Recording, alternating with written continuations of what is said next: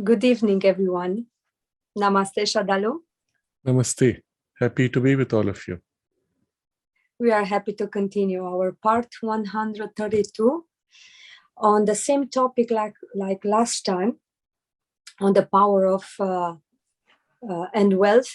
So we will be taking some questions that we received from our viewers on this subject of strength and wealth and other powers. As usual, you might feel free to ask questions in our chat box or send questions beforehand at our email integralstudies.in@gmail.com. I will start today with an extensive question from Srivali. Shall I read the whole question? I think before that, I will give a general summary of this thing and then we'll go to the question. Okay. Mm-hmm. So last time we took a pretty extensive view of what was a relatively simple question: how to build up the kind of strength and spiritual power that we see in the example of Vasishtha Ganapati Muni, which was the result of his spiritual tapas. And it was so powerful that the mother said that when he walked into the room, all the hostile forces ran away. We covered quite a wide ground, and I want to give a context to why I tend to do that. First is that often a question is a starting point. We could answer simply the content of the question, it would lead to another question, which would lead to another. In reality, knowledge is one, and every question only represents an aspect of knowledge, sometimes with a pinpoint focus, but still it's the whole ocean leading to a pinpoint. And if you only solve the pinpoint or explore that, there is always more eventually. So my tendency is to try to give the bigger picture, which often goes beyond the immediate scope of the question, and yet it answers all those things which come in that direction. Second important distinction that I make is always to place what we are studying in reference to the highest ideal. We could stop short with a superficial practical solution or discussion. But if we don't look at where it has to go, it's easy to get lost in this. Also, it would become false because there'll be something greater that is missed. You stop with that, there is something greater that is missed, which even falsifies sometimes a lesser truth.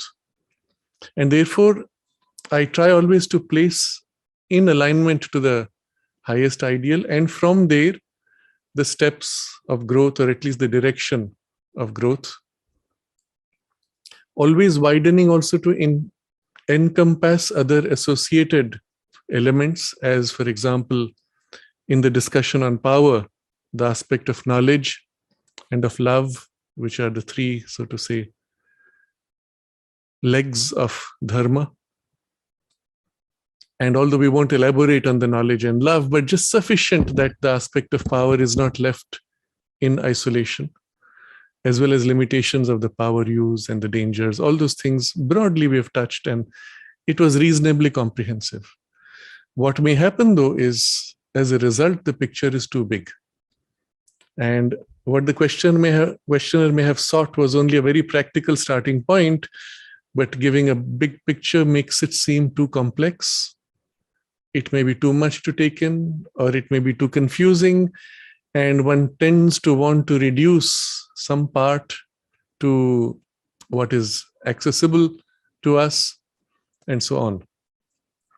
But keeping this broad picture has two advantages. One is it covers the full scope, and the question will not have too many follow-ups thereafter, because it will have covered pretty much all the implications. But also that 20 years from now, when someone sees the same thing, it will be as useful 20 years from now, or at least significantly of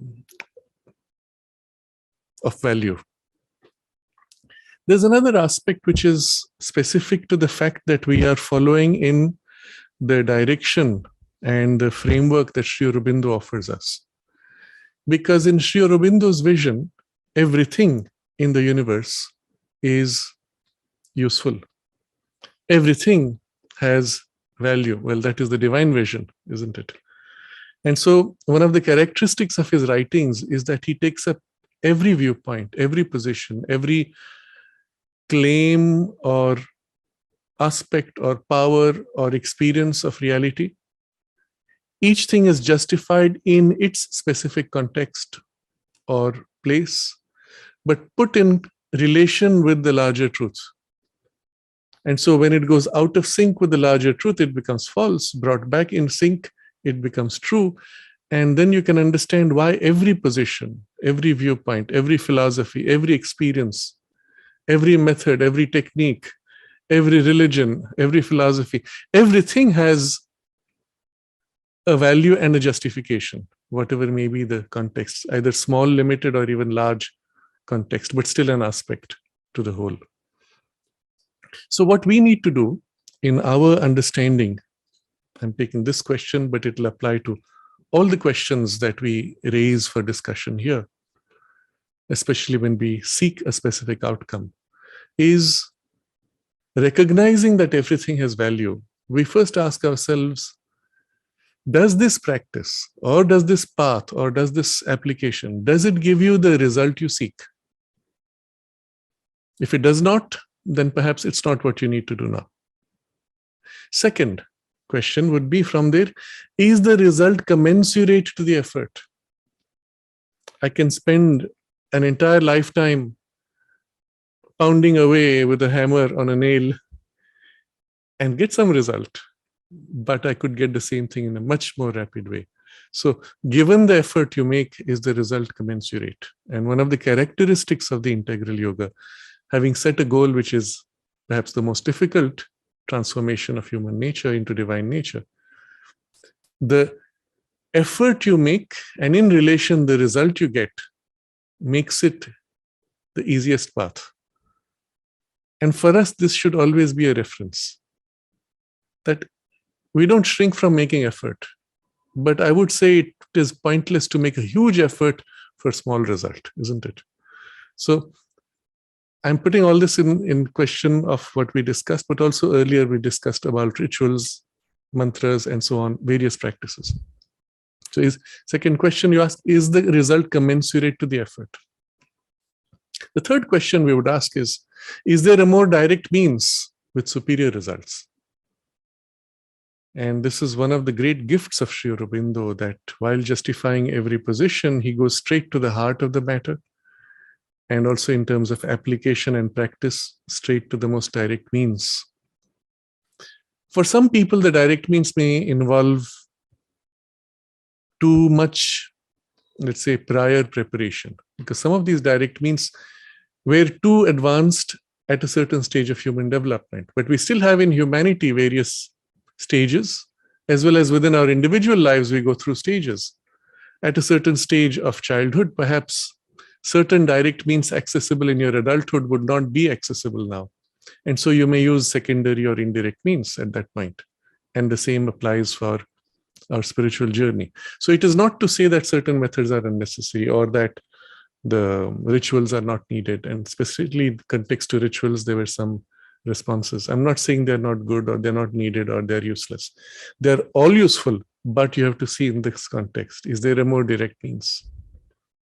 And finally, the fourth question to ask every time, having got superior results even is not enough. Is it assisting or leading to your higher spiritual evolution? You could spend a lot of time to acquire certain powers by means which are indirect, by means which are more direct, by means which are extremely rapid. But having got to that, did it assist or lead to a higher spiritual evolution? If not, then you need to question, should this take all your priority? So keep these four questions in mind. Does it give you the results that you seek? Is the result commensurate to the effort? Is there a more direct means with superior results? Is it assisting or leading to your higher spiritual evolution? apply this to the rituals, to the mantras, to various practices, to prioritizing knowledge, power, love, surrender, uh, skills, capacities, whatever it is that for you now is on the priority and as means. In our discussion on rituals particularly, and this is a lot of it is, so to say, putting that in context, I had mentioned that I would speak of thread ceremony. It slipped my mind later, time was short. But I spoke of various rituals, particularly after someone has passed on, saying that in many cases they're unnecessary. In some cases, they could be helpful, if not to that person, to someone else, creating a current to assist, and so on. But there are certain rituals which are of great value, not necessarily in the form in which they are traditionally made, but in the psychological truth they represent. And I wanted to point to certain rituals which represent stages of our development. One in particular in India is what is called the thread ceremony at a certain age, sometimes 8, sometimes 10, sometimes 12. When it is felt that the child is ready to enter into some degree of responsibilities, there is a kind of an initiation done. And in the initiation, a thread is put, and then you are said, now you are born a second time. The idea behind this is the first physical birth is often in a state of helplessness, inertia, loss of memory, with it loss of purpose, at least, obviously, externally. But also we are incapable of guiding ourselves. Even though we don't remember the direction we want to go, even if we could remember, we are incapable, we are dependent. But there comes a stage in life where we become reasonably capable of taking charge of our own lives.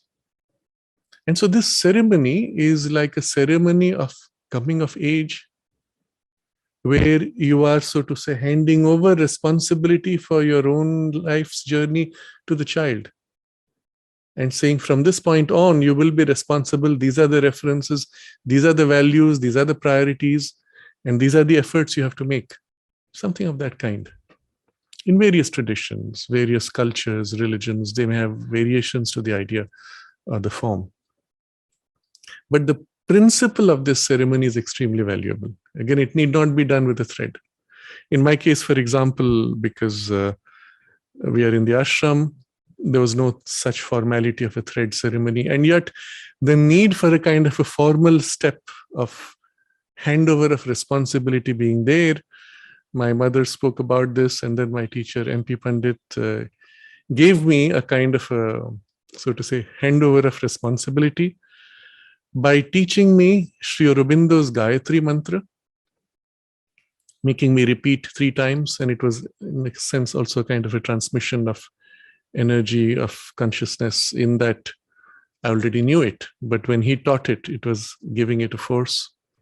And then he said, every morning after you finish your shower, you wear your clothes, you will stand here in front of the prayer space and in concentration, repeat the Gayatri mantra 3 times. And he said, once for the mind, once for the life force, once for the physical body. Explained the meaning of what it means, opening the whole being to receive the light of truth, and so on. And so from that point, it became a ritual. As a child, of course, you're doing sometimes mechanically, but the explanation given, the purpose taught, that always stays. Even if you're in a hurry, your mind is distracted, somewhere at the back of the mind, the intention and the purpose is there, and there is a result. Less or more is not important. It is helpful. A second thing it does for a child growing especially is to give you a reference point that you can cling to for those values. Again, it's not the form of the ritual which is important, but the fact of the reference. And so every time I would go to do that invocation, at the back of the mind was this idea, oh, there is a greater light to which I open my mind, my heart, my body.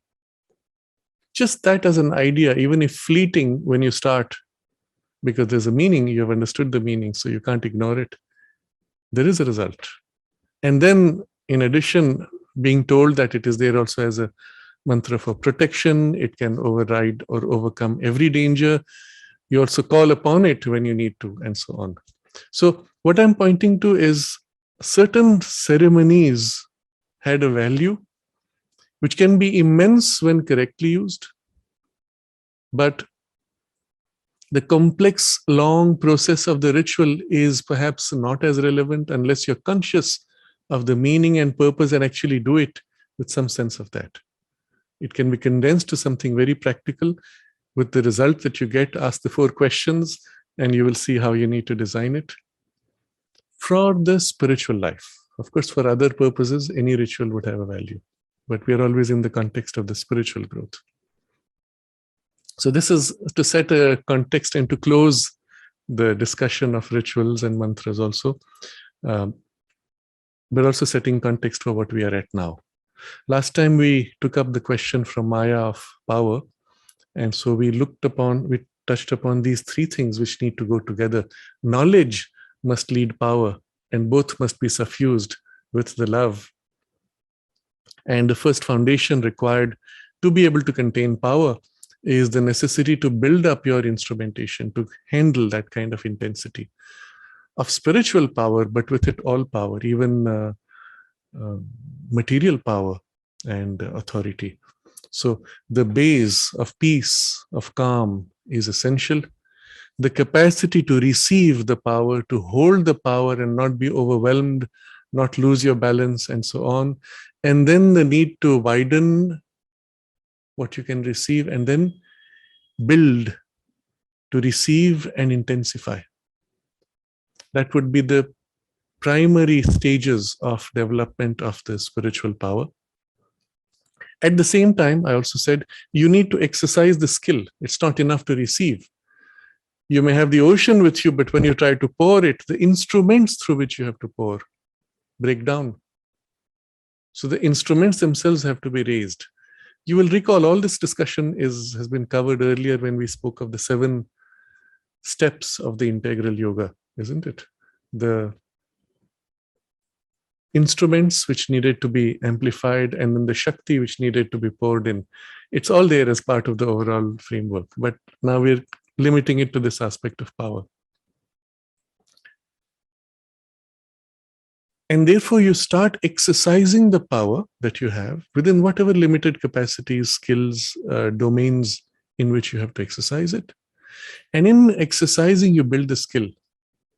And there are aspects to the skill which relate to the knowledge and the love, which as they grow, will make more effective, even with less power, a specific outcome.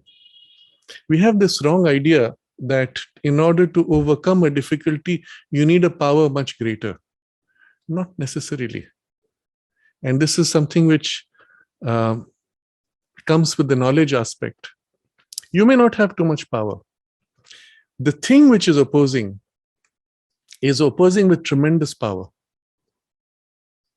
It has already the power you need. If you can step in and bring knowledge, bring light, bring realignment within that thing, its own power now can be turned and utilized for the specific outcome. Very interesting idea. You don't need the power to overwhelm a greater power. You may be able to do it with knowledge, with skill, or with love. And so, even as you may build the aspect of power, build these 2 which will allow you to wield effective power without needing yourself to possess so much power. With whatever you have, you may consider little, more doesn't matter.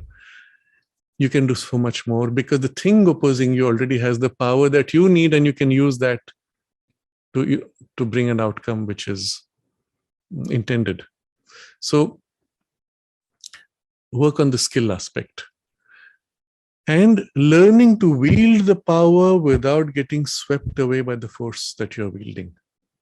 All of this will later relate to wealth also, because the 2 are so closely connected.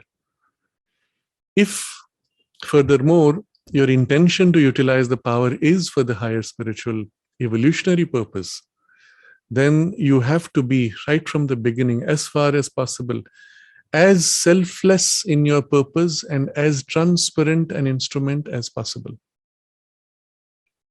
So that right from the beginning, it's not that I will build power, then I will turn. It will never happen. You start with the alignment and then let the power and the skill grow. And so at each stage, as your capacity grows and as the power contained grow, it is constantly alignment and constantly in alignment. And every time it tends to deflect, it tends to lose balance, you will bring it back in alignment. Remember, this is because you want to utilize it for a higher purpose and by a higher means and drawing the highest source. If that was not the case, you could just, as what happens in most cases, people just use the power and that's it, mostly seized by their own ego sense. But in this case, since our goal is the spiritual, not only power, but spiritual evolution in the consequence. So from the beginning, work on this thinning of the instrument. I've seen many people who have apparently a very humble, selfless, thinned out ego. The moment they come into position of power, suddenly the whole thing swings. And a case comes to mind in the ashram, such a wonderful person and so caring, loving, and helpful to everybody with capacity of knowledge. And then one day he was suddenly given a very high position of power in the ashram. And he wept with a joy and said, "Now I am so great." And his whole personality warped and all that innocence and clarity filled with some kind of dark mixture, and that was it. It was remarkable to see how rapidly it switched from this to that. And it's a warning. So, but because there was no preparation for power. He had not worked upon it. He was self-satisfied with whatever the capacity and the temperament, swabhava, was. And so, especially because Maya has put this question, it shows a certain inclination in the nature towards this possibility or perhaps even a sense of purpose of the soul's aspiration. Knowing that, prepare yourself for it. From the divine perspective, there are insufficient number of developed and capable instruments to receive the power.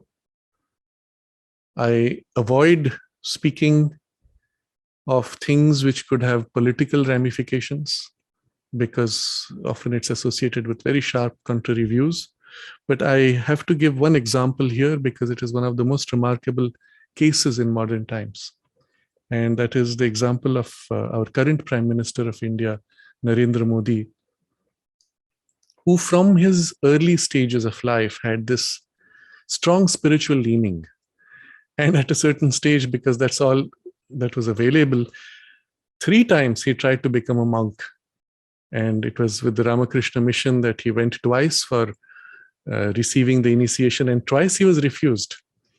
He went and lived in the Himalayas for a couple of years, trying to live the life of a monk. Something happened there, which he does not speak of openly. He was sent back to serve the country. So he's lived a pretty monastic life all through his political career, owning nothing, possessing nothing. When he moved from chief minister to prime minister, whatever he had earned as chief minister, he gave away for the education of the children of the government drivers. And the same continues. This is an unusual example because we do not see anywhere in the world a position of that kind of power of leadership as president or prime minister of an entire country, nation, who lives actually the values of, I have to use the word ascetic, but that's not the right word anymore. But the true sense of the ascetic, that is the dispossession of ego and desire. And owning everything, living in the kingdom with full power, wielding it with no personal interest, but always for an ideal. It's an example worth studying, and I'm pointing it out for that purpose. And it will be worth it not to believe too much the media propaganda, which has its own interests and vested, I would say, agendas. But this will set a precedent. In fact, it represents the fact that he could come to that position of power represents an enormous precedent for the future of the world also. So I'm giving these examples as useful for us. No personal interest mixing in. From the beginning, you have to train yourself. And then when you begin the actual, let's say, tapas for building of this capacity, not all of us will need to begin with the power aspect. Each one begins with the aspect natural to their temperament, swabhava. You begin with that direction in which your whole nature leans naturally. Not all will lean to power. In my case, the primary leaning is to knowledge. There was even a shrinking from power for a very long time. And at some point, I had to consciously dissolve that shrinking and say, okay, deal with it as it comes, as it goes. Whether it comes or goes doesn't matter, but accept it as legitimate and as required to wield. So there was a passage of transition for this. But the natural starting point is still knowledge. The moment the need for exercise of power goes, I would tend to withdraw and shift to the knowledge aspect. Others, and I have friends who are like that, temperamentally lean to power. Knowledge is secondary. Or if it is there, it serves only the interests of amplification and utilization of power. Even there, between different types of nature, some would apply it to achieving specific outcomes in materializing an ideal, a vision, or some possibility. Others, it will be power exercised over circumstances, over people. For others, it would be power exercised over wealth. There are differences in temperament. So always begin with the natural turn of your temperament and then widen. As your instruments become more plastic, and then as the soul powers, the fourfold soul powers, come forward and get amplified, not only there are four facets, but they blend into each other in a way that can even become seamless. And this is characteristic in the integral yoga. Allow that. And at some point, the power aspect also would come forward. That would be more natural for most of us. And those of us who already have a natural inclination to the power aspect, well, that's a natural starting point. But then increase gradually. Do not rush to amplify. The same thing happens with knowledge, whatever we've discussed. As you grow in knowledge, as you open to a higher perception or more complete, wider knowledge, also work on the articulation. Not all of us are naturally turning to articulation, but to whatever extent possible, write, speak, put into practice, in whatever way to make the external expression as aligned to the inflow and your nature as transparent as possible. And so it would be for all the other aspects of the soul powers or love. In the case of the power aspect particularly, the recalling the steps, build the foundation of peace, open above, receive light and force, widen, deepen, etc. Then you build up the intensity. And I come to the point of the tapas, which was the point of the question. Build up the intensity as if there's a kind of a pressure that is building within your container. Of course, your container will be large, but into that building of intensity. It's similar to what you will feel sometimes. Some days when you're full of energy, or you may see somebody else who's full of energy, it feels as if he's bursting with energy, or you feel as if you're bursting with energy. In other words, you have so much that it feels like you can't contain its overflowing beyond your boundaries. It's something of that kind of pressure which is built up. And you gradually, consciously begin to build that.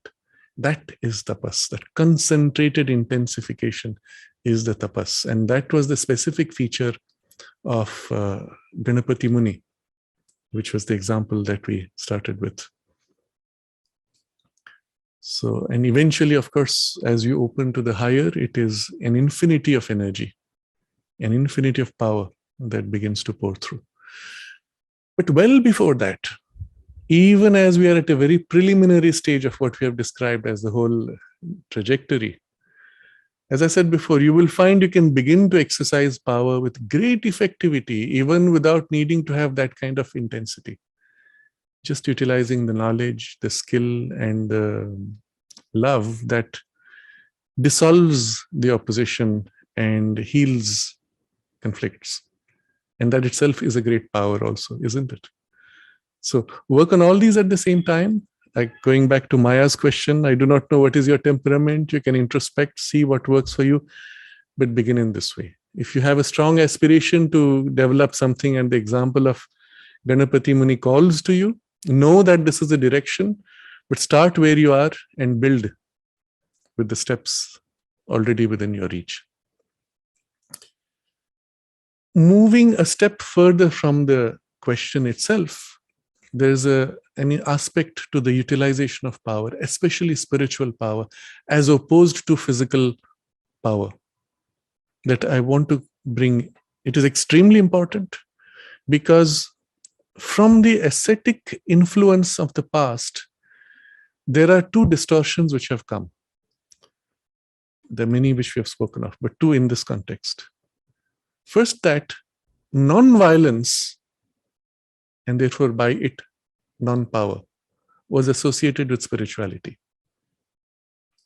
But second, which is an allied distortion, much more subtle, is that somehow you will use spiritual force and not use material force because that is inferior.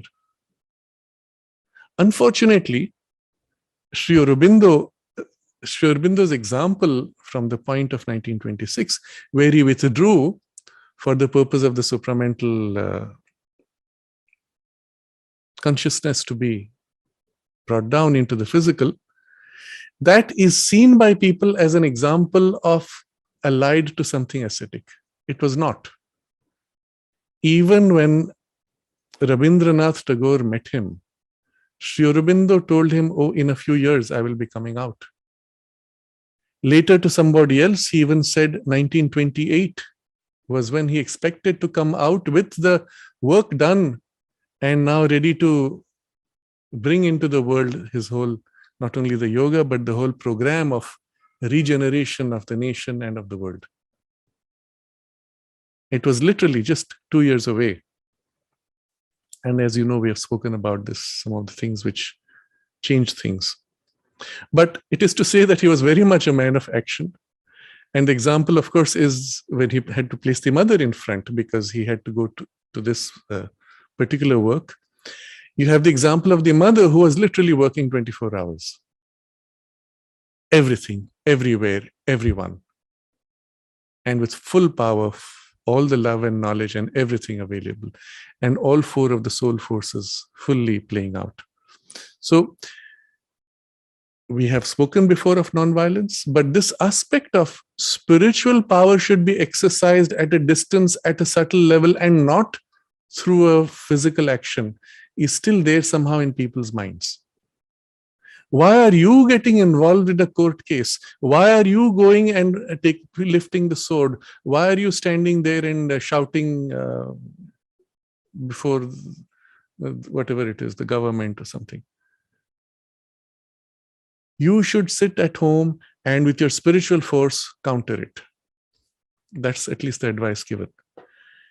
This also comes very strongly from the ascetic twist which came in the example of Mahatma Gandhi, who spoke like this, who actually said, he wrote to when the Second World War started, he wrote to the King of England, I think, or the Prime Minister of England. He said that you will not fight with violence, you will fight with soul force, and if necessary, let Hitler come and seize your country and kill your children and rape your women, but you will stand without violence and with soul force.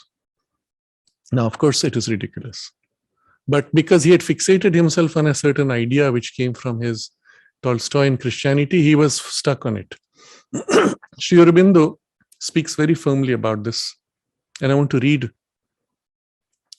a dimension which is not well understood, not well known, but which actually tells you that utilizing soul force, and real soul force, not Gandhi's moral force, but utilizing soul force actually can be more damaging than physical violence, and even more violent in outcome. So I'm going to read from two passages, one from the mother and one from Sri Aurobindo. And first, the mother's discussion is from the agenda, 1973 February. This is a year, less than a year before she left. This is from a meeting with the school teachers. Someone complains that the first signs of violence are showing up in children. Mother's comment, which is recorded. Violence is necessary as long as men are ruled by their ego and its desires. But violence must be used only as a means of defense when you are attacked. The ideal towards which humanity is moving and which we want to realize is a state of luminous understanding in which each person's needs as well as the harmony of the whole are taken into account. The future will have no need of violence because it will be governed by the divine consciousness in which all things are harmonized and complement each other. For the moment, we are still in a stage where weapons are necessary. But it should be understood that this is a transitory stage, not a permanent one, and we must strive for the other one. She's now speaking in a very large context, especially of even wars and conflicts. Peace and harmony will be the natural outcome of the change of consciousness. You see, in India, there reigns the Gandhian concept of non-violence, which has replaced physical violence with moral violence. But it is far worse. If you dare speak against Gandhi, everyone will immediately, oh. You don't need to mention his name. You can explain to the children that replacing physical violence with moral violence is no better. Lying down in front of a train to stop it running is a moral violence that can ultimately cause more disorder than physical violence. How? Think about it. Why will moral violence ultimately cause more disorder than physical violence? Think about it. We'll come to that later when Sri Aurobindo explains, but this is something very important for each one of us to ponder. It's not obvious, the link from how moral violence leads to greater disorder, but we'll come to. There would be a lot to say. It depends on each case. I myself very much encouraged the practice of fencing because it gives you skill, control over your movements, and discipline in violence. I very much encouraged fencing at one time. Imagine, discipline in violence. So there are situations in the world where you have to act with a certain intensity of force, which may even involve violence of various kinds. Verbal violence, even physical violence, depends what the form is. But still, in that, can you hold your discipline? Most of us, when required to put out intensity, we lose our balance. We lose our, in French, there's a word, sang-froid, means cold blood. This capacity to remain completely calm, even in the midst of the most disturbing and disrupting situations, without losing your head, without losing your clarity. But this is trained by this discipline in violence. So this was actually done in the ashram school for many years. And then they just stopped. Like many things which Mother initiated over the last few decades have been gradually shut down, wound up, stopped. Even now, people going to Sri Aurobindo's room on their birthdays has been stopped. And we have to recognize this is a perverse tendency. And whenever possible, it will have to be set right. And these things brought back for the value that they have, for the spiritual purpose. And this is one of those things we will have to bring back. I very much encouraged fencing at one time. And then Mother says, I learned how to shoot. I used to shoot with a rifle because it gives you steadiness and skill and a very good eye. And it forces you to remain calm in the midst of danger. Think about it. Imagine the mother saying, well, if we had to generalize it, all children should learn fencing and shooting. And you'll say, oh no, but violence, guns are bad. Well, they have their right place in the right context. But as a training, and this is all about consciousness training, all these things are, she pauses, I don't see why one should be hopelessly nonviolent. It only makes a spineless character. Let's think about this again. To build character which has strength, which is able to stand firm, you need to go through a discipline that requires you to face aggressions of some kind to build the capacity to stay firm in the midst of aggression, isn't it? What would that be? So one of the forms in which it has still stayed in the ashram, at least partially now, even that has been reduced. We used to have boxing, wrestling, and judo. I think the judo has stopped completely, and the boxing, wrestling, I don't know what they do. But all these combatives are the base for training this. I don't see why one should be hopelessly nonviolent. It only makes a spineless character. Then she says, turn it into an art for cultivating calm, skill, and self-control. There's no need to cry out indignantly as Gandhi would. It is useless, absolutely useless. I'm not at all in favor of it. One should master the means of self-defense, and one should cultivate them in order to do so. So calm, skill, self-control, and mastering the means of self-defense. Above all, make them understand that moral violence is just as bad as physical violence. It can even be worse. That is, at least physical violence forces you to become strong and control yourself. Whereas moral violence is, she pauses, you may be like this, apparently quiet, and harbor the worst moral violence in yourself. Now think about what happens in a person who does not have the strength or the self-control, incapable of physical violence, and now holds a kind of a moral violence, and externally apparently quiet, internally the worst moral violence. What happens now? They are radiating this force of violence. Themselves may not physically produce an action which is violent, but would surround themselves, would influence their environment with the most extreme kind of hatred or violence or disrupting energy, which will seize upon others.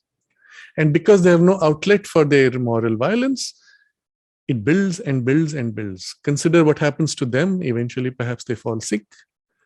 But what happens to others around and the sustained damage it could cause. Here you get a first hint. But now, when this is extended to soul force and a spiritual, let's say, restraint against violence, it can be far more damaging. And now we'll read from Sri Aurobindo. This is from his article which is titled, from the Essays on the Gita, the chapter titled Kurukshetra. And there he is taking up this whole question of violence and as part of action. So he says,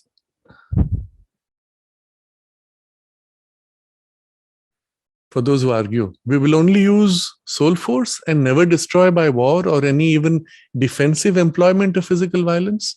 You remember that was Gandhi. He said, do not defend even yourself. Only soul force, never destroy by war or any even defensive employment of physical violence? Sri Aurobindo now answers the question. Good. Though until soul force is effective, the asuric force in men and nations tramples down, breaks, slaughters, burns, pollutes, as we see doing today. But then at its ease and unhindered, and you have perhaps caused as much destruction of life by your abstinence as others by resort to non-violence, by as others by resort to violence. So your abstinence has caused as much destruction as their violence because you gave them free play for all that they were doing. So this is the first sign, the first form in which your restraint physically is causing the destruction, unhindered. Still, you have set up an ideal which may someday and at any rate ought to lead up to better things. And meanwhile, as your soul force develops the capacity to overcome, all this is being destroyed. Perhaps there's nothing left. And maybe even you don't get your chance to develop soul force. Well, that's what the Second World War was heading for. That's why Sri Aurobindo had to intervene. But then he continues. But even soul force, when it is effective, destroys. So what you would do with soul force finally is also involving a destruction of something. If nothing else, the evil and the instruments of evil and the forces of evil. Now he comes to something very profound. Only those who have used it with eyes open, soul force, those who have used it with eyes open, know how much more terrible and destructive it is than the sword and the cannon. And only those who do not limit their view to the act and its immediate results can see how tremendous are its after effects, how much is eventually destroyed, and with that much all the life that depended on it and fed upon it. So in the long run, the consequence of utilizing that force goes well beyond immediate results. Sometimes it can last for centuries and destroying all that. So it destroyed not only the evil, but also everything that depended on the set order now, which was created by the negative things. Then he says, evil cannot perish without the destruction of much that lives by the evil. And it is no less destruction, even if we personally are saved the pain of a sensational act of violence. So you may say, at least I didn't have to act with violence, but the destruction is not less. So if you really want to overcome the evil and defeat it, there has to be the destruction of all that lives by the evil also, isn't it?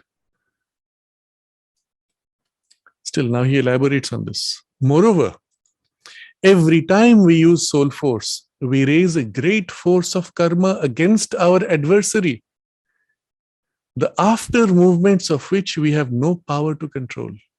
Now, this is the deep point. And it is a point of a spiritual, I would say, principle or implication. Every time we use soul force, we raise a great force of karma against our adversary. You would have gone and destroyed whatever violence would have ended it. You raise soul force with physical restraint, and the result is a huge wave of karma that comes far greater than this because of the suffering that is being caused and the spiritual force which is activated as a result.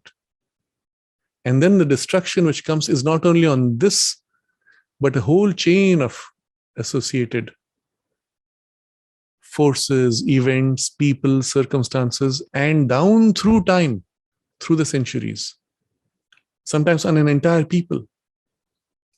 So he gives an example of this. Vasishtha, one of the great rishis of the Vedic age, Vasishtha uses soul force against the military violence of Vishwamitra. He was a king who became a sage, but who fought Vasishtha first. Vasishtha used soul force, neutralized every action of the military violence, either by spiritual power or allowed even his 100 children to be butchered by Vishwamitra, and did not react. And so this becomes a very powerful example for the non-violence. Eventually, he subdues Vishwamitra because of his love. But meanwhile, what has happened? So Vasishtha uses soul force against the military violence of Vishwamitra, and armies of Huns and Shakas and Pallavas hurl themselves on the aggressor. All through the centuries, you see this happening as a consequence of that one act 10,000, 5,000 years ago. The very quiescence and passivity of the spiritual man under violence and aggression awakens the tremendous forces of the world to a retributive action. And it may even be more merciful to stay in their path, though by force, those who represent evil, than to allow them to trample on until they call down on themselves a worse destruction than we would ever think of inflicting. Think about it. This is an extraordinary statement, the full import of which we can appreciate only when we have that kind of a vision to see the chain of consequences of the karmic forces unleashed across centuries, where there is no direct external cause and effect. Huns, Shakas, Pallavas. You see this in history. They were known for their violent revolt, battle, response, and so on, the aggression and violence, hurling against the aggressors, and destruction, and destruction, and destruction. All as a consequence of Vasishta's use of soul force against military violence of Vishwamitra, many millennia before. So it is sometimes more merciful to stay in their path of those who represent evil than allow them to trample on until a worse destruction is called upon. And especially his point that the very quiescence and passivity of the spiritual man under violence and aggression awakens the tremendous forces of the world to a retributive action. So he continues, it is not enough that our own hands should remain clean and our souls unstained for the law of strife and destruction to die out of the world. That which is its root must first disappear out of humanity. Much less will mere immobility and inertia, unwilling to use or incapable of using any kind of resistance to evil, abrogate the law. Inertia, tamas, indeed injures much more than can the rajasic principle of strife, which at least creates more than it destroys. Think about it, very interesting. And all this will now link to the next question which we have also. You could say, well, what can I do? Country is run by some bad people. This is happening wrong. What can I do? If you fought back with Rajas, at least you'll create more than you'll destroy, even though there'll be the clash and so on.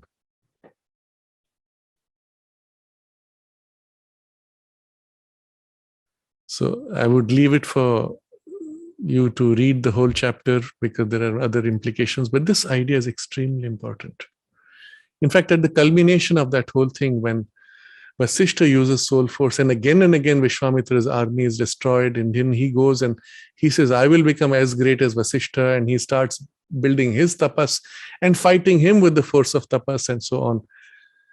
At the end, when he loses and he finds himself ineffective, he declares, and it is in Sanskrit, a very famous verse. It goes, Dhik balam kshatriya balam, brahma tejo balam balam.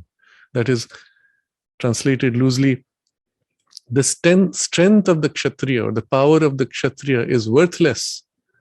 The intensity, the power of Brahman is the true strength. So again, it has been quoted to justify non-action by the physical force of violence or the kshatriya action, because that is greater. No, we will make this correction and now come back to our discussion. And that's why this was very important to put it in context, that we have to develop the kshatriya strength also. While the spiritual power may be of far greater effectivity, its utilization and the preparation and capacity to utilize it may follow its own path during which time develop this external means of their instruments, and where necessary, the capacity to exercise in situations of stress and conflict, the force that is appropriately necessary. You could take the general reference of the mother's guidelines that it should be done in self-defense, but in self-defense, there will be a violent response or action also. So this, remember, is not about non-violence. It is not about use of pure spiritual force shorn of material action or vital action. Those things are needed, backed by spiritual force where necessary or where possible.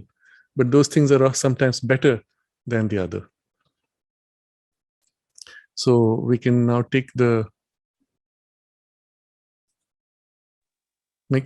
question of the next question in our list. Shall I proceed with both parts of the question? Yes, please. I think so. I think we'll read both. Srival is writing, we most often see wealth concentrated with people in powerful positions, be it business people or politicians. They are the ones with the least attitude for the manifestation of Mahalakshmi, and yet that is the order of the present state of affairs. Can you please throw some light on how is it that case, as well known from mother's readings, the conditions for Mahalakshmi to manifest, and what we see is exactly the opposite in places of wealth and power concentration? And the second part of the question, most strong, vital natured people tend to dominate and suppress the voice of those who are more demure in their way of being.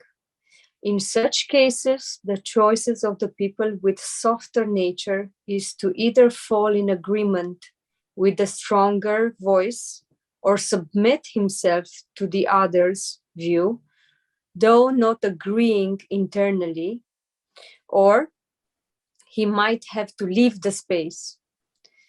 None of these seem good choices, as you cannot always agree with people when you do not feel it internally right. And if one submits oneself, it feels as cheating one's inner self. And leaving the space would mean running away from the circumstance. How would one manage such situations, either at home or at workspaces, for harmony, and yet not be submissive to the general harmony's sake? Yes, I think I'll take the second question first. So the first question is about why is it that we see wealth concentrated with people in powerful positions, sometimes business people, politicians, others, and they seem to have the least attitude for manifestation of Mahalakshmi. The second question is more close to us. Most people with a strong vital nature dominate, suppress those who are soft-voiced, sensitive, demure. And so what do? Either you fall in agreement against your wishes, or you submit to them, or you leave the place. But in any case, they have won and you have lost, isn't it? And this happens at home as well as in workspace. And what is interesting is in the articulation of the question, Srivalli says, how would one manage such situation either at home or at workspace for harmony and yet not be submissive for general harmony's sake? So here's the catch. The weak point is the attempt to cling to harmony, which now becomes your responsibility alone, whereas the other person doesn't care for the harmony. They know that by trampling upon you strong enough, long enough, you will cave in the name of harmony, isn't it? It's very simple. Knowing that, they will wait. They will keep insisting until you back off, because now it's your responsibility alone to create harmony, right? First, recognize that it is equally their responsibility. Your responsibility is not primarily harmony, but the protection of dharma. I'm deliberately using this word instead of truth because the word is more appropriate. The moment you say truth, there are ways in which we can distort this very easily. Let's say somebody made a mistake inadvertently, perhaps intentionally, whatever the reason. You can say, to expose him is truth. Therefore, I'm going to spend the rest of my life exposing him and destroying him until nobody can trust him again. Truth, right? It's not dharma. You see, the problem with the English word truth is you can pick a piece and say this is truth. Dharma automatically puts it in context of the overall evolutionary sense. And then you have to say, is that the right dharma for you? In relation to that person, to yourself, to society? Obviously not, in none of these three. Perhaps you need to expose, but not in that way necessarily. And so you will find the appropriate via media. But my point is, harmony is not your first priority. And by putting harmony on a higher priority, you have allowed the suppression of dharma or even truth. A greater truth is one way we could articulate the word dharma, which includes all. That would be one way to define the dharma, which includes the well-being and growth of all. If that you try to bring forward, then sometimes opposing and sometimes firmly opposing something which is wrong is necessary. Sri Aurobindo explains that there is no way to avoid violence in the physical world because the law of physical matter is form colliding with form, and therefore violence is inevitable. Non-violence is a law of the psychological domain. In your mind, in your heart, you will be non-violent. In physical action, even to eat, well, you have to chew the food, isn't it? You have to cut the vegetables. That's violence.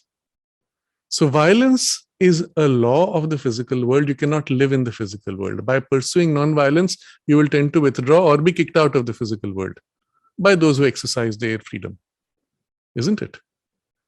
So in your mind and heart, as far as possible, you can't always do it, but as far as possible, you will bring a greater equality. And I won't yet use the word love. You don't love the enemy. You don't love the asura. You do not love the man who has caused you great suffering. But you love a greater truth for which then you are able to stand, and if needed, with force, or where necessary, suffer, but not helplessly, with the necessary pushback that is required appropriately, knowing it may fail because you alone are not strong enough, isn't it? And yet you have to do that. So when you start looking at this question from a deeper perspective, from a spiritual perspective, and from an affirmative spirituality, not an ascetic spirituality, we have to make this distinction. Because the ascetic will say, it's all illusion, get out. But we say, no, this is a domain where truth has to manifest. Against that truth are great powers which are organized. You have to stand firm. If you do nothing, they will suffocate the truth and destroy it. So you have to fight. And sometimes the fight may be more psychological. Sometimes it may be a fight of ideas, sometimes fight of wills, sometimes fight of emotions, energies, sometimes fight in action. Again, various kinds of action. But for what? It has to be to protect a greater truth, a truth that is greater than yourself and the other. That's one way you will ensure you will not make a mistake. If you hold a truth that is yours, but not theirs, you're already biased. Well, at least it's better than nothing. But a truth that is greater than you, where your survival or not is irrelevant even, because that is greater. For example, the survival of the nation, which is a greater truth than my individual, is what makes possible for a soldier to sacrifice their life on the battlefield. But a truth which includes the other as yourself equally would be the greater truth, and that would be dharma. Even in the case of battle, of war, where one side has to lose, and it doesn't matter even which side will lose finally, you will have to do what is right to protect this greater truth. And then even if the wrong side loses or the right side loses, the outcome will be in the direction of the dharma, of the greater truth, not necessarily in your lifetime. And this is one of those things historically that we have had to go through these passages. If you go back into history, and all of us have been part of those periods, sometimes battling, struggling, surviving, where the defeat was inevitable. But by fighting, by opposing, by resisting, a greater truth eventually would be victorious. Although at that moment, the apparent truth is defeated.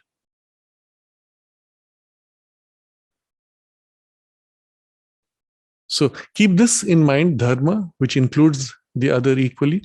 And in that situation, sometimes it is necessary to completely extinguish the evil with force where necessary, through war where necessary, where possible through a defensive means, where necessary through offensive means. So all this is to put in context this much simpler domain of home and workspace. So what is happening here is somebody with a strong vital nature is dominating and suppressing the voice of the more demure. The demure can feel overwhelmed the first time, the second time, but the third time, if the demure does not make the effort to speak up, then that is a greater falsehood than the assertion of the strong vital nature. They're living by their nature. They have a strong vitality. They will dominate you if they get a chance. Isn't it? It's not a play of morality. You can't say, oh, you should restrain your vitality because I am weak. We have in Indian cinema, during that moral phase, just post-Gandhi, you see that even now sometimes. The hero is fighting the bad guy. The hero has a gun or a knife. The bad guy now has just lost his tool of his weapon.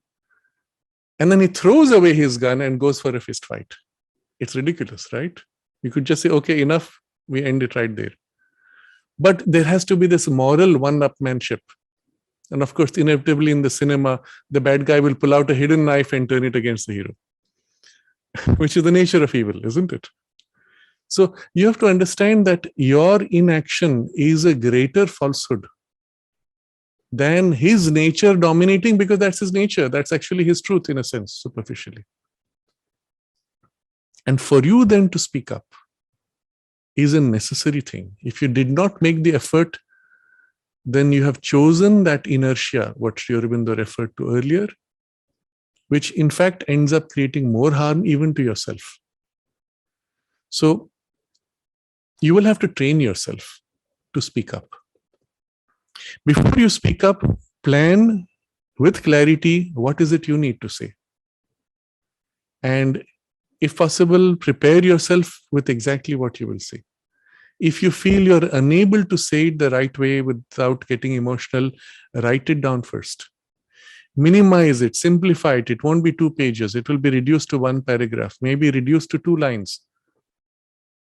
When you've got to the essence, removing all personal elements, yours and theirs. It's not a personal attack. You're standing for something which is greater than both of you. You have articulated it.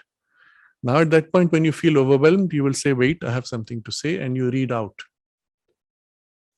If you have the capacity, you will speak up without needing to read it.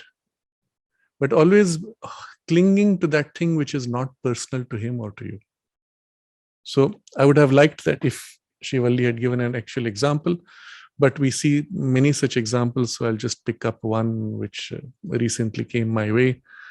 So here is a woman married into a family where the parents of the husband eat fish and she cannot stand fish. They're just about to move in, or the parents want to come and move in with them. As long as they were visiting, it was fine. But now they're going to come and live permanently. How will I manage? How will I suffer? It will be hell for me. That's the thinking. And I said to her simply, just tell them that I am allergic to the fish smell. And it is impossible for us to live together because of this difference, unless you stop the fish or I move out. But you need to say this. If you don't say it and keep suppressing and keep wallowing in your suffering, nothing is ever going to change and you will be the most miserable person. They will not gain in any case. Once you've articulated this, you can have a discussion of how to find the why medium. But you need to articulate, you need to speak up. When you see a wrong being done to another, again, taking in the office work, office space, a wrong being done to you or to someone else, you speak up. If there are consequences, well, you have to choose how you will say it. There are ways to articulate without necessarily insulting or without seeming to break a trust. So these are aspects of the skill. I don't need to go too much into detail. But the moment you say, for the sake of harmony, I will keep quiet, you have fooled yourself by placing yourself on a higher moral pedestal saying, see, for harmony, I suffered. No, you have actually chosen a line which is falsehood. Harmony is secondary or is a dual responsibility. Okay, so set aside this word for a while. You aim towards harmony, but not by compromise of a falsehood, and take small steps. Start speaking up. The moment you say, for harmony, I will keep quiet, the fellow will take one more step and create disharmony where you are. Push you one more step behind for harmony. Then he takes one more step, kicks you out. One more step and kicks you out. Eventually, there is no harmony anyway. Or it's the harmony of their victory with nothing of you left, isn't it? The character of Asura is that it needs to, Asuric nature or Asuric energy, is that it needs to own or possess the space. If it cannot own or possess, then it needs to control or dominate. If it cannot control or dominate, then it needs to oppress or destroy. All these are falsehood. To allow it in the name of harmony is falsehood. So, if you feel as a deeper part of you, not as a personal response, I have to stay general, unfortunately, that something is wrong, you have to act to set it right. Even if you think you will lose, take small steps. Start by speaking, start by taking small steps of action and persist. Where you are entirely overwhelmed, you may take a strategic position where you will express disagreement, but not take an active position where you might be wiped out, and then build the necessary steps to bring about a change in that environment, but you have to push by whatever means. Vital nature will tend to dominate. It is their dharma. They have done nothing wrong as such. If it is barbaric vital nature, well, it exercises barbarism. And inevitably in history, we see that the more civilized, because more refined, fade out. They get overwhelmed by the barbarians because they weakened themselves in their civilizational evolution. And therefore the necessity for strength, which is an aspect of the divine also. Can we have a civilization which at the same time has the higher knowledge, has a power to defend itself, has the love to understand every viewpoint and learn to harmonize where possible, where the other accepts the principle of a greater truth, and actively work for the expansion of a greater ideal, greater than yourself? Yes, it is possible. And that's what we are here for, and we are all capable of it. This aspect of power has not been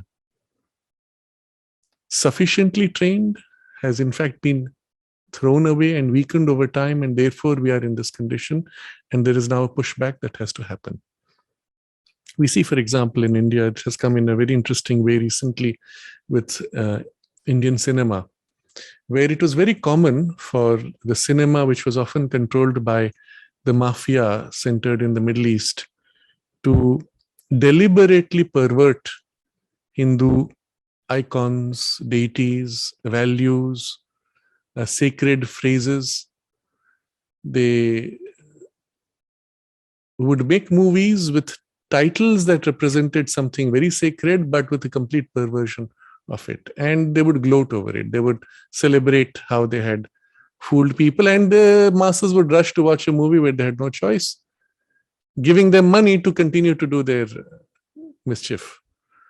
And recently, in the last 2 years particularly, we see very interesting, people just boycott the movie. And very big budget movies which were intended to denigrate have just failed. And it's forcing now the box office industry to review what they have been doing. And there's a collective pushback. It was not possible earlier because there was not enough of this internal conviction of your own values that you need to protect. And there was the compromise, oh, but I want to be entertained, even if it is insulting to me. That's changed now, in part because through online means we have a much wider choice of things to watch, but still. It is also a formation of the sense of individuality of the culture and civilizational values, which had been battered through nearly 1,000 years of colonization and invasions and destruction. So there's a recovery. It's kind of slow, but when it happens, it's quite remarkable to see. But the same thing has to happen now in our individual lives, in our personal spaces. And so this, I think, covers the second question. The first question of Srivalli is about wealth being concentrated in people in power, business, politicians, who don't obviously live by the values associated with the conditions for her Mahalakshmi to manifest. And you read from The Mother, the little booklet of Sri Aurobindo, where he describes what are the conditions in which Mahalakshmi will manifest. And obviously, you don't see that in many of them. But that's the point which we have to recognize. When the power of wealth was discarded by the spiritual and the spiritually minded, literally, you handed it over to anybody who chose to grab it. Once they grabbed it, they've ensured it has stayed in their possession, in their control. They will not give it to you. At a very practical level, what happens with businesses is they form what are called interest groups, cartels, to protect the wealth that stays within them. They will not make transactions with someone else where the wealth goes out of their domain. If you want to be a part of the cartel, then they submit you to certain means by which you are under their control. Various forms, through blackmail or other means. Once they can control you, then they will share with you and you are part of their system. And that's how it has worked. It has protected itself. So now is a challenge. Can you rebuild the wealth system on a different basis, which is not replicating the cartel model, but where the wealth also you have to protect, but where it is applied for growth instead of for destruction or domination or oppression? It's happening. It's been happening, particularly we see, at least in India, we see this much more in the last, I would say about 20 years, ever since some kind of a practical liberalization took place in the systems of business.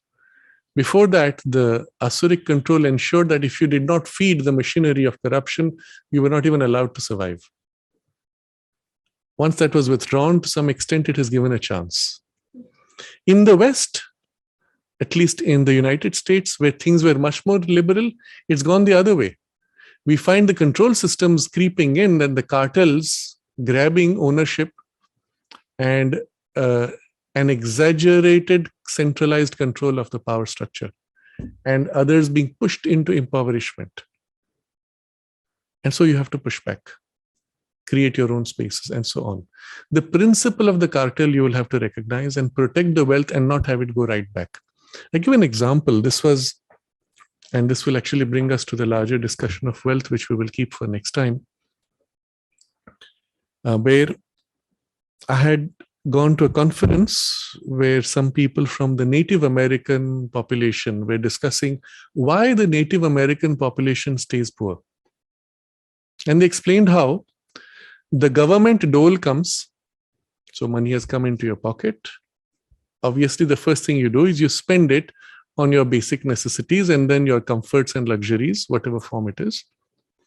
And everywhere that you spend, the money goes right out of the sanctuary, right out of their reservation. So the money came from outside, given to you, and it goes straight out. The moment you've spent your month's money, what's left in the reservation? Again, zero. Where's the wealth? You cannot have wealth in this situation unless you create within the reservation the means by which you will pay and the money stays within in circulation in the reservation. Isn't it? If it goes right back into the cartel, you have nothing. So something similar will have to happen for those who stand for a higher value, for the utilization of wealth. And profit is not a wrong value. It is a necessary value in a business. What you do the business for, what is the impact it has on society, even as your business grows, that is what will be the determining factor. But having done that, ensure that the wealth do not go to the Asuric cartels, but build, I would say, even a cartel of the good. Protect the wealth. And that's how bit by bit you will take it back. And something of this has started happening in the Bollywood film industry in some way in the last 8 years, perhaps. And so I'm giving this as a practical example, but we'll have more to discuss about this next time. But recognize, why is it that greater wealth is concentrated in powerful positions of business and politicians? Because, well, they are powerful. They can decide where the wealth will flow, and they ensure it flows only into their controlled space. It doesn't have to be that. Where is the other side which says, I will grab the wealth and ensure it flows in a different direction? So there is this possession of the wealth, although the wealth is in its origin a spiritual power, in its exercise in the material world, it is primarily a vital energy with physical representations which are seizable by the Asuric forces. And it is the reversal of this which needs to be done. The balance has tilted. Much more has to happen still, but we'll take up a few examples next time and take this question in greater detail. I think for today, just look at the chat box. So there are many interesting questions in the chat box, and I will list them for another time. I would suggest for those who have put questions, leave them on, don't delete them. I copy this later and then rearrange the questions so that they come in clusters of similar topics. But I think this is a good enough point for us to stop at. Reviewing. We have looked at the necessary preparation for building power, both spiritual power as well as its mental, vital, and physical equivalents, and the requirements to be able to wield it. And this training is an integral part of the integral yoga. It is in fact the second and the third aspects of the integral yoga. So elements, second and third elements of the integral yoga, starting with equality as the foundation. We have also looked at the distinction between non-violence and the necessity of violence, but also the play of soul force as causing, in fact, greater violence when it is exercised exclusively without the necessary physical block, action, resistance, which must be exercised where necessary. And then we have looked at this question of vital nature as well as powerful position people and what we need to do, each one of us. It may take time. It took me a few years to shift from this mode of harmony, passivity, sweet, soft nature, sensitivity, to something where I could not compromise the sensitivity and yet assert myself. I had to find my way according to my temperament, the right channels of exercise, of expression. But I had to do it only when the situation demanded it. If it had not, then I would have avoided developing that aspect. I can't say it's developed, but at least it's more developed than before. But the situation demanded it. And so I will put it to you in this way. In your life, if you neglect this aspect of exercise of power and wealth long enough, eventually life will come knocking at your door to wake you up, to learn to exercise this skill. And if you still ignore, then life will bang at your door. And if you still ignore, life will break down your door and drag you out of your inertia and force you to deal with it. Because both power and wealth are aspects of the divine which need to be reconquered and brought back into the ambit of the spiritual evolution. Each one of us has a different role to play, perhaps even in a different degree in this exercise, but the underlying basis on which we will wield power and wealth is the same with which we will wield all our activities of life, because wealth and power are interwoven into life itself, which brings us back to the basic principles of the practice of the integral yoga itself. So as practitioners of the integral yoga, if you find yourself challenged by these, know that you have neglected them and now is the time for you to wake up. And take it now that you will be helped if you ask for the help to develop these capacities. But you have to ask, and you have to accept that you are going to now develop this capacity. We can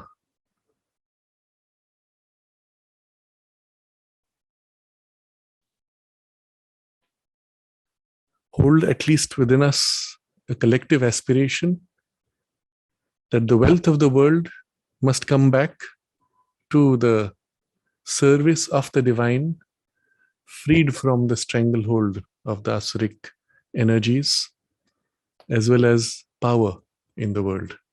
All these must come back for the participation of the evolutionary fulfillment.